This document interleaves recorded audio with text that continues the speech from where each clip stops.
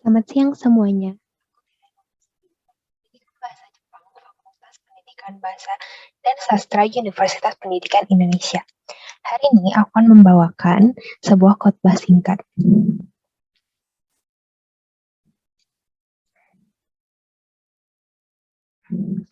Hari ini kita akan membahas 1. Purpose Driven Life, 2. Visi Hidup, 3. Teologi dan Sains, 4. Amanat Agung.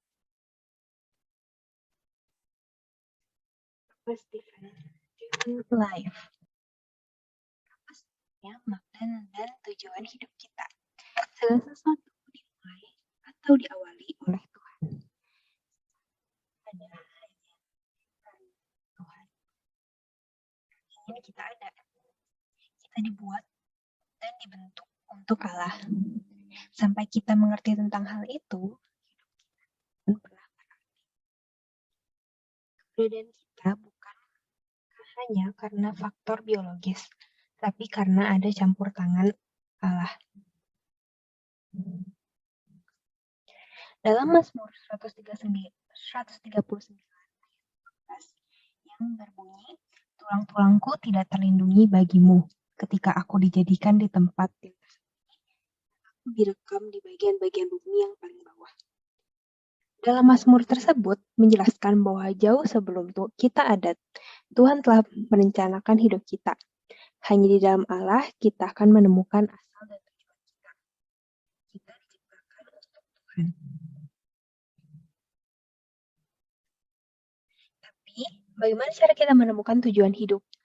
Kita dapat menemukan identitas dan tujuan hidup kita melalui hubungan kita dengan Tuhan.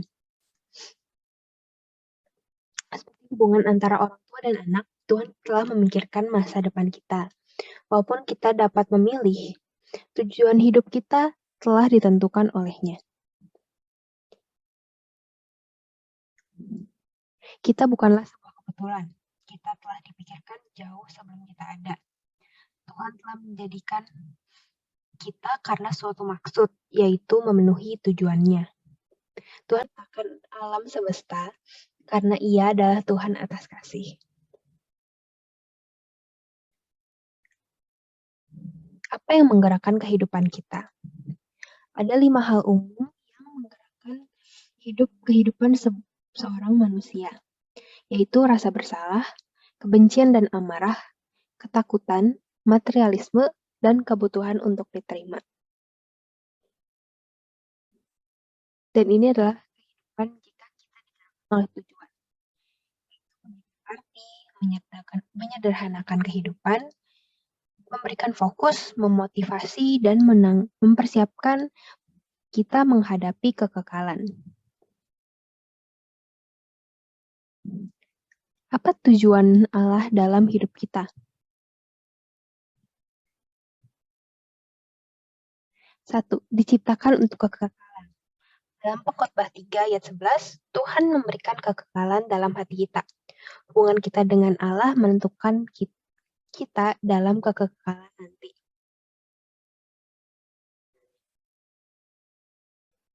Memandang hidup dari sudut pandang Allah.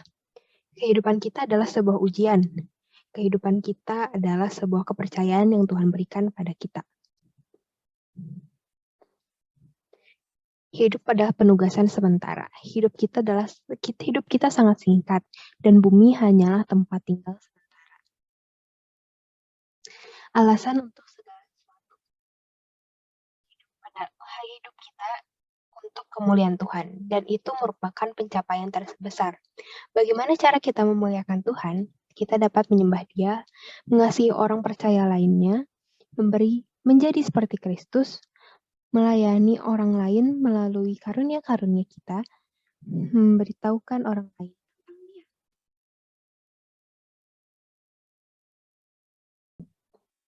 Untuk apa sih kita hidup? Tuhan mengundang kita untuk hidup bagi kemuliaan Tuhan, dengan memenuhi tujuan yang Dia buat untuk kita.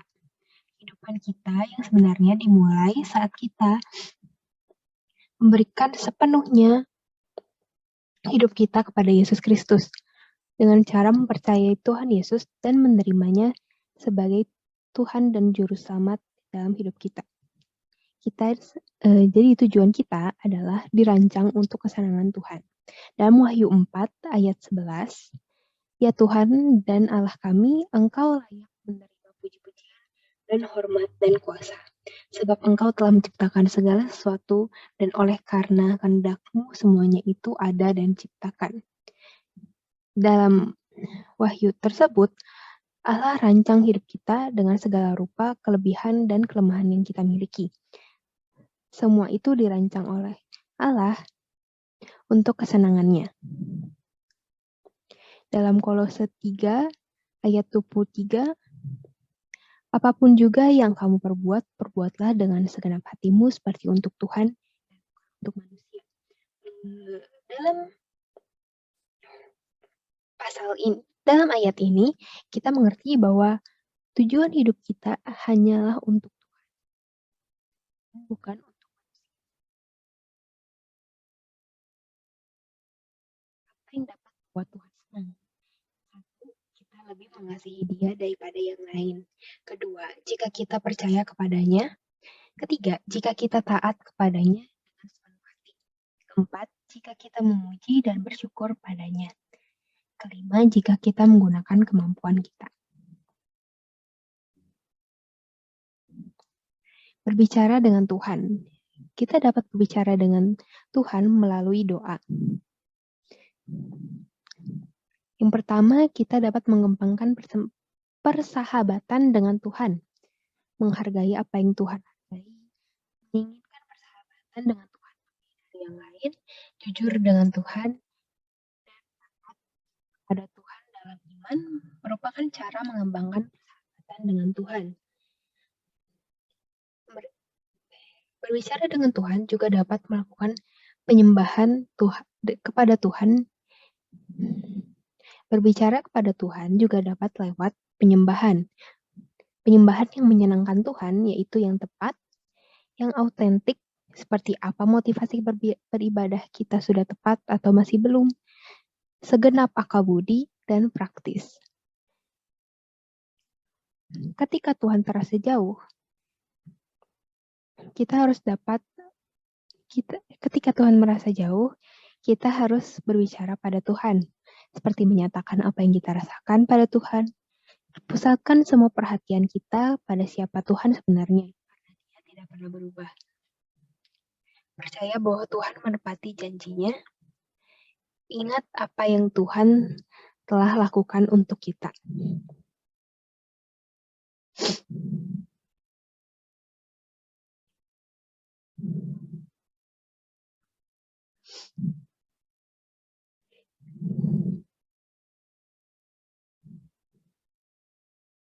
Kita dibentuk menjadi keluarga Tuhan. Alkitab adalah kisah tentang Tuhan membangun sebuah keluarga yang akan mengasihinya, menghormatinya, dan memerintah bersama Dia untuk selamanya. Dari semula, Ia telah menentukan kita untuk menjadi anak-anak-Nya. Manfaat menjadi anggota keluarga Allah. Dalam Filipi 4 ayat 19 yang berbunyi, "Allahku akan memenuhi segala keperluan menurut kekayaan dan kemuliaan-Nya dalam Kristus Yesus." Ayat ini menjelaskan pada kita bahwa saat kita menjadi bagian dari keluarga Allah, kita tidak perlu khawatir karena Tuhan akan memenuhi keperluan kita. Perjanjian baru juga menetapkan pada warisan yang dapat kita terima. Apa yang di dalam warisan itu? Satu, kita akan bersama dengan Tuhan selama-lamanya. Kedua, kita akan diubahkan untuk menjadi seperti Kristus. Ketiga, dibebaskan dari rasa sakit, kematian, dan penderitaan.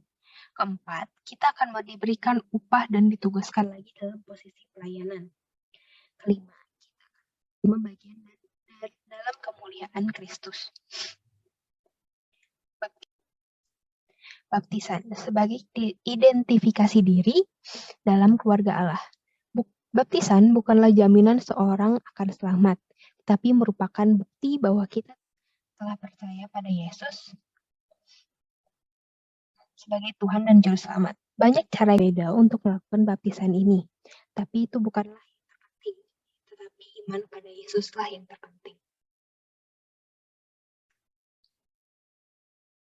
Menjadi bagian keluarga Allah sama berarti menjadi anggota tubuh Kristus. Mengikut Yesus termasuk menjadi anggota-anggota tubuhnya. Yesus Kristuslah yang menjadi kepalanya. Paulus mengatakan bahwa menjadi anggota gereja berarti menjadi organ vital suatu tubuh yang hidup. Gereja adalah suatu tubuh, bukan bangunan, suatu organisme, dan bukan organisasi. Keluarga yang menunjukkan bahwa keluarga gereja menunjukkan bahwa kita adalah seorang percaya yang sejati. Gereja menggerakkan kita keluar dari isolasi pementingan diri. Gereja juga membantu kita mengembangkan otot rohani. Tubuh Kristus memerlukan kita. Kita akan mengambil bagian dalam misi Kristus di dunia. Keluarga gereja membantu kita menjaga diri dari kemunduran. Tuhan menghendaki kita untuk menjalani kehidupan bersama, mengembangkan komunitas, memerlukan kejujuran, kerendahan hati, sikap hormat, kemampuan, memegang rahasia, dan frekuensi.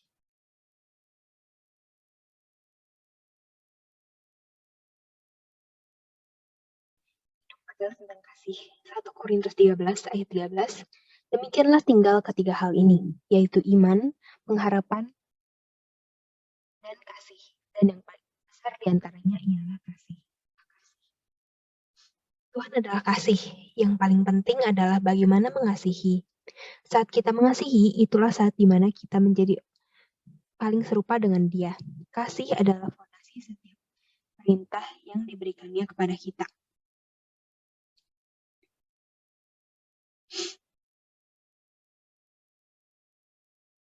Hubungan dengan Allah merupakan prioritas hidup kita. Dalam Matius 22 ayat 37-39 yang berbunyi, jawab Yesus kepadanya, kasihilah Tuhan Allahmu dengan segenap hatimu, dan dengan segenap jiwamu, dan dengan segenap akal budimu. Itulah hukum yang terutama dan pertama. Dan hukum yang kedua, yang sama dengan itu, ialah kasihilah sesamamu manusia seperti dirimu sendiri. Hidup tanpa kasih tidaklah berharga. Kasih akan kekal selamanya. Kita akan dievaluasi berdasarkan kasih kita. Hubungan selalu berharga untuk dipulihkan, karena hidup adalah tentang mengasihi. Tuhan menghendaki kita untuk menghargai hubungan dan berusaha menjaganya daripada membiarkan ketika terjadi keretakan, luka, atau konflik. Bagaimana memiliki suatu hubungan?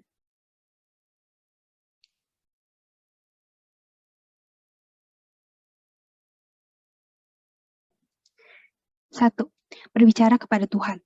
Kedua, mengambil inisiatif. Ketiga, bersimpati dengan perasaan mereka atau lawan kita yang sedang berkonflik. Keempat, mengakui bagian kita dalam konflik. Kelima, serang masalahnya dan bukan orangnya. Keenam, bekerja sama sesering mungkin. Ketujuh, tekankanlah pada rekonsiliasi. Kita diciptakan untuk menjadi serupa dengan Kristus. Dalam Roma 8 ayat 29, Kolose 1 ayat 15, dan Kolose 2 ayat 7 mengajarkan kita bahwa dari awal rencana Bapa adalah untuk menjadikan kita sama seperti Kristus. Tujuan utama Tuhan untuk kehidupan kita bukanlah untuk kenyamanan, melainkan untuk pengembangan karakter. Yaitu karakter dengan buah-buah roh. Bekerja dalam diri kita. Dalam Filipi 2 ayat 13 mengajarkan keserupaan dengan Kristus bukanlah hasil dari meniru, tapi dengan ditinggali roh. Kita mengizinkan Kristus untuk hidup melalui kita. Kita harus bekerja sama dengan pekerjaan Roh Kudus. Tuhan memakai firman, umat, dan situasinya untuk membantu kita. Menjadi serupa dengan Kristus adalah proses bertumbuh yang lama dan perlahan. Selanjutnya kita akan membahas visi hidup.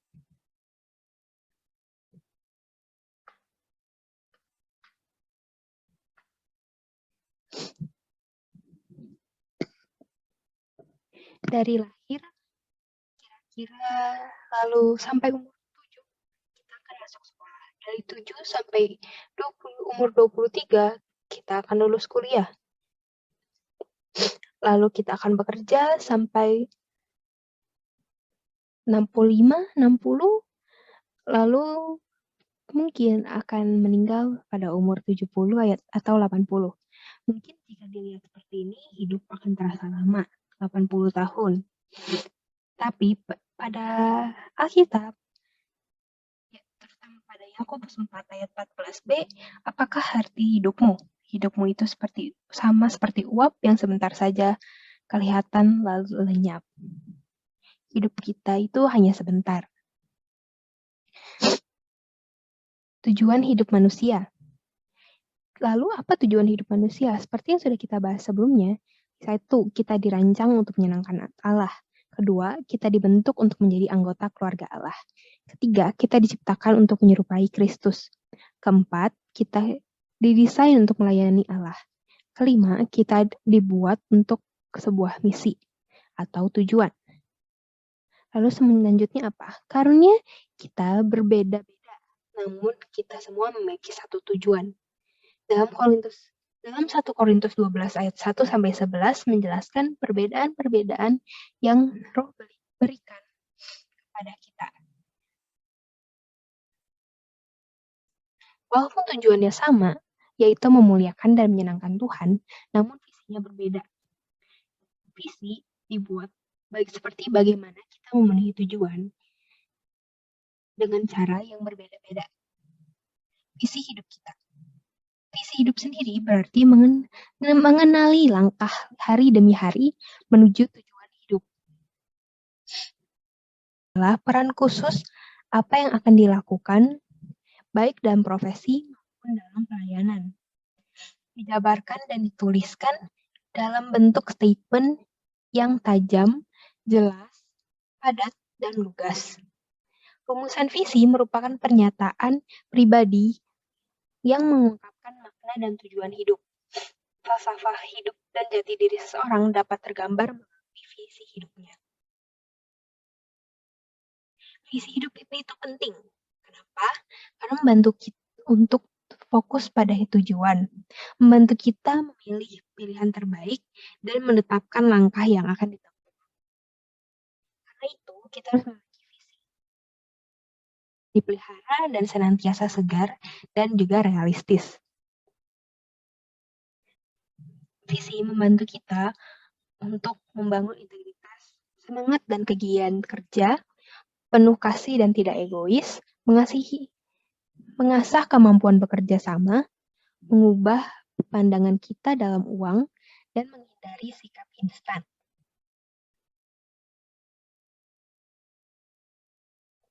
Menurut saya, dalam membuat visi, kita harus memperhatikan 5 hal ini, yaitu passion, pendapat orang lain, ketiga talenta kita, keempat, apakah visi ini membawa kita damai, dan terakhir, kita harus menutupnya dalam doa. Visi hidup kita harus berkaitan dengan amanat agung. Selanjutnya, kita akan membahas teologi dan sains.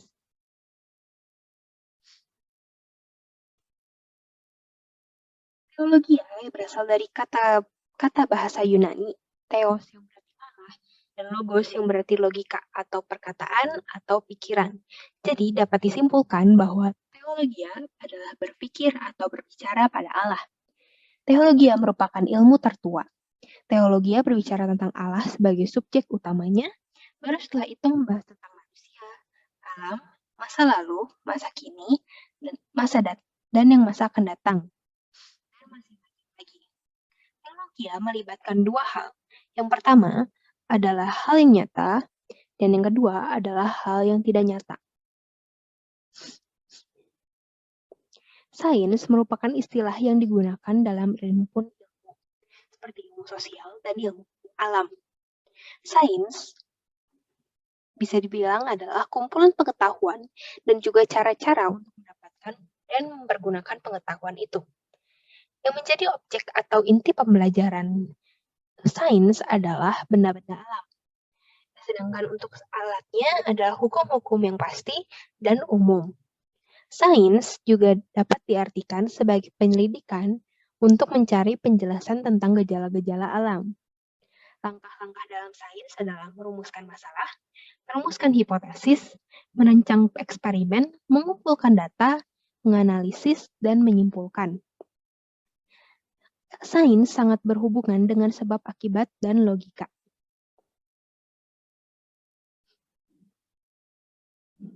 Kesombongan manusia akibat sains. Semua tentu tahu tentang Titanic.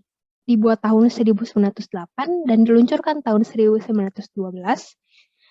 Titanic memiliki kelas utama yang seperti hotel terbaik di tepi pantai pada saat itu. Dan harganya setara dengan 95.000 US dollar tahun 2008. Penumpangnya merupakan miliarder dunia. Banyak yang percaya bahwa Titanic tidak bisa tenggelam, bahkan saat kenyataan sudah di depan mata, mereka pun masih melakukan hal ini. Kenyataannya,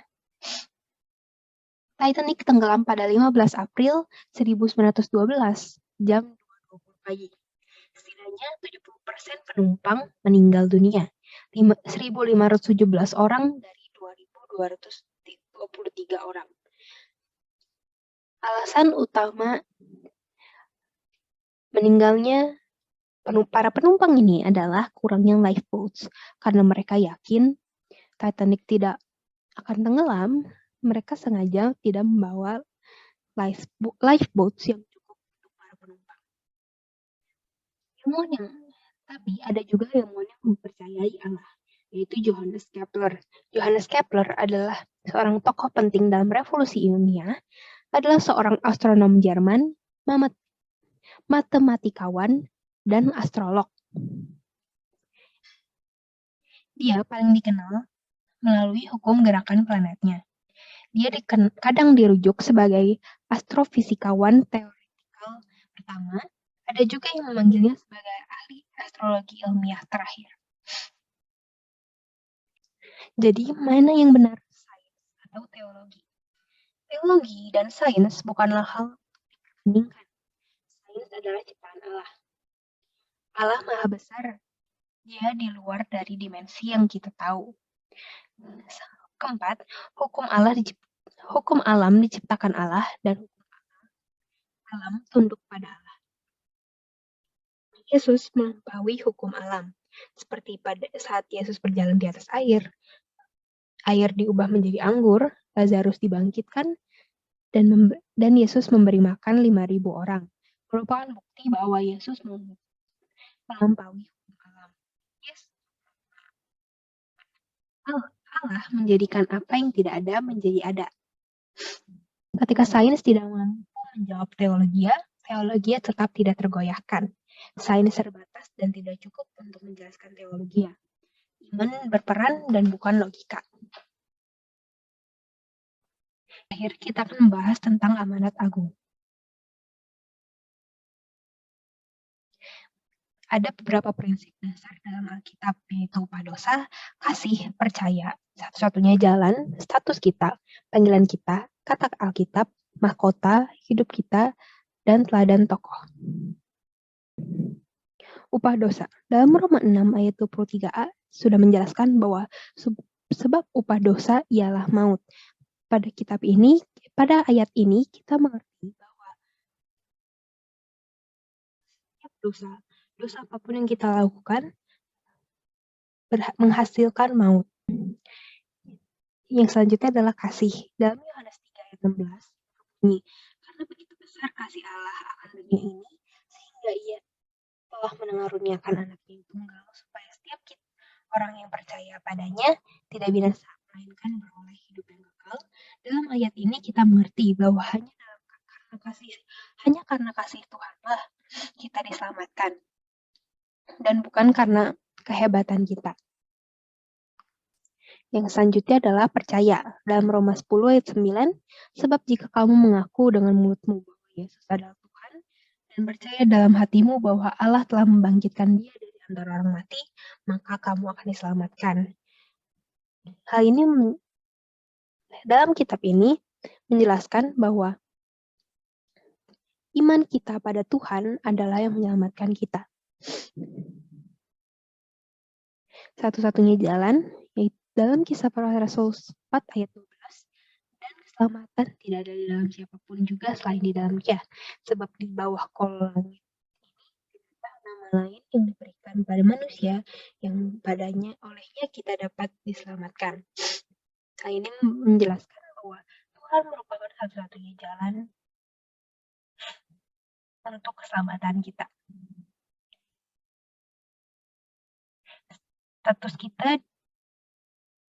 Status kita dapat dilihat dalam Yohanes 1 ayat 12-13.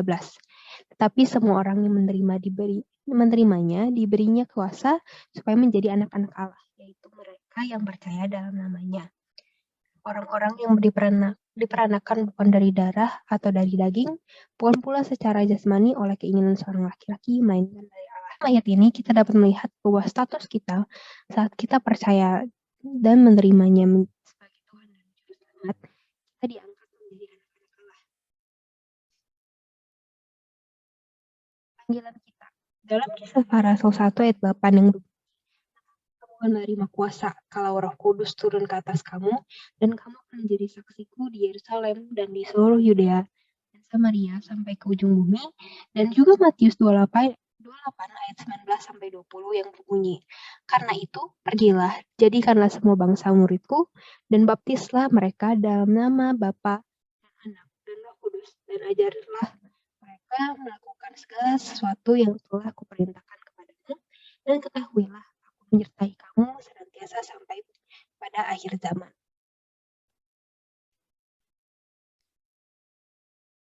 Dalam dua ayat ini kita mengerti bahwa tugas kita di dunia merupakan menjadi saksi Yesus dan memberitakan Injil ke setiap pelosok bumi. Itu merupakan tugas utama kita sebagai orang Kristen. Hal ini didukung juga kata Alkitab pada Roma 10 ayat 14 yang berbunyi, tetapi bagaimana mereka dapat berseru kepadanya jika mereka tidak percaya kepadanya? Bagaimana mereka dapat percaya kepadanya jika mereka tidak mendengar tentang Dia? Bagaimana mereka mendengar tentang Dia jika tidak ada yang memberitakannya? Maka dari itu hal ini juga menekankan bahwa tugas utama kita dalam berpergi dan memberitakan tentang iman Injil. Bagaimana kita mengikuti perintah-perintah ini? Kita dapat menjadikan murid, membaptis mereka, mengajar mereka, dan mengulanginya. Di manakah Yesus ketika ia meminta saya untuk pergi? Pada Matius 28 ayat 10 dituliskan bahwa itu bukan hanya penugasan agung, melainkan penyertaan agung, karena Tuhan berjanji bahwa Dia akan menyertai kita sampai akhir zaman. Dalam surat Paulus dinyatakan bahwa kita adalah rekan sekerja Allah. Harus merasa bangga menjadi rekan sekerja Allah karena Tuhan menikmati hubungan kita dengannya. Hal itu, kita tidak boleh menyia-nyiakan kasih karunia yang Tuhan telah berikan pada kita di dalam 2 Korintus 6 ayat 1. Mahkota. Dalam 1 Korintus 3 ayat 10-15, hidup kita dalam Yakobus 4 ayat 14 diterangkan bahwa sedang kamu tidak tahu apa yang terjadi pada hari esok. Apakah arti hidupmu? Hidupmu itu sama seperti uap yang sebentar saja kelihatan lalu lenyap. Kita juga dapat mengambil teladan tokoh seperti Paulus dalam Filipi 3 ayat 10 merupakan keinginan Paulus. Ayat ini juga membuktikan bahwa Rasul Paulus tidak mencari kesenangan duniawi. Kita juga dapat belajar dari David Livingstone, salah satu penginjil di Afrika. Dia tidak ingin terikat pada apapun yang ada di dunia ini, kecuali hubungannya dengan kerajaan Kristus. Ada juga Ingvar Ludwig Domansen, yang merupakan seorang misionaris untuk bangsa Batak dari Jerman. Tindakan nyata apa yang dapat kita lakukan? Yaitu untuk menjadi pribadi pengikut Yesus di dalam dunia kerja. Karena hal itu, kita harus memperlihatkan value kita sebagai orang Kristen, yaitu memiliki integritas, bertanggung jawab, transparansi, melayani, dan memiliki kerendahan hati. Sekian khotbah singkat saya. Terima kasih telah mendengarkan. Saya Tina Gugustin, pamit undur diri.